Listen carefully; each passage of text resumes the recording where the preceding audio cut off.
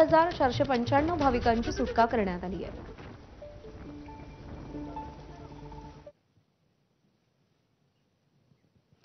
आणि केदारनाथमध्ये महाराष्ट्रातले 120 भाविक अडकल्याची माहिती मिळतेय। 16 यात्रेकरू रायगडमध्ये असल्याची माहिती समोर आली आहे। भूस्खलनामुळे परत येण्याच्या मार्गात मोठ्या प्रमाणात अडचणी निर्माण होत आहेत। हजारो भाविक अडकून पडलेले आहेत। केदारनाथमध्ये पावसाची संततधार उत्तराखंडमध्ये सुरू आहे आणि त्यामुळे ठिकठिकाणी भूस्खलन झालंय। तर केदारनाथमध्ये महाराष्ट्रातले 120 भाविक अडकल्याची माहिती मिळतेय। अल्पेश करकरे आपले प्रतिनिधी आपल्या सोबत आहेत। अल्पेश, अडकलेल्या या सगळ्या भाविकांची सुटका करण्यासाठी सरकारच्या पातळीवर काय प्रयत्न केले जात आहेत आणि तिथली परिस्थिती नेमकी काय आहे?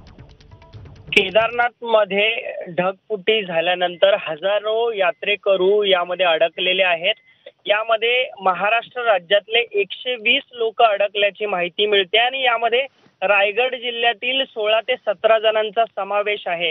कालच आपण पाहिलं तर जे अडकलेले लोक आहेत त्यांनी आपल्या इकडच्या महाराष्ट्रातील काही नातेवाईकांशी संपर्क साधला आणि त्यानंतर महाराष्ट्र सरकार हे ऍक्शन मोडवर आले। स्थानिक आमदार ज्या परिसरामधली ही लोक अडकली आहेत ते देखील ऍक्शन मोडवर आले आणि ते आपल्या परीने त्यांना कसं बाहेर काढता येईल यासाठी प्रयत्न करत आहे। महाराष्ट्र शासनाचे देखील अनेक अधिकारी हे केदारनाथ परिसरातले जे प्रशासन आहे त्यांच्याशी संपर्कात आहेत आणि आपल्या लोकांना कशा प्रकारे बाहेर काढता येईल यासाठी सध्या प्रयत्न करत आहेत। मात्र काही लोक जी तिथे अडकलेली आहेत त्यांचे खाण्यापिण्याचे हाल होत आहेत। आम्ही असुरक्षित आहोत अशी याचना हे तेथे अडकलेले यात्रेकरू करतायत। केदारनाथ मधील संकटानंतर आता हेलिकॉप्टरच्या माध्यमातून काही लोकांना बाहेर काढण्यात येत आहे, तर काही लोक अजूनही अडकलेले आहेत।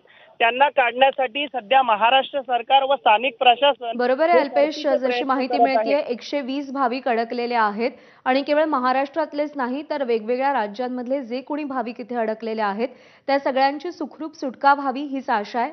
अल्पेश, धन्यवाद दिलेल्या माहितीसाठी।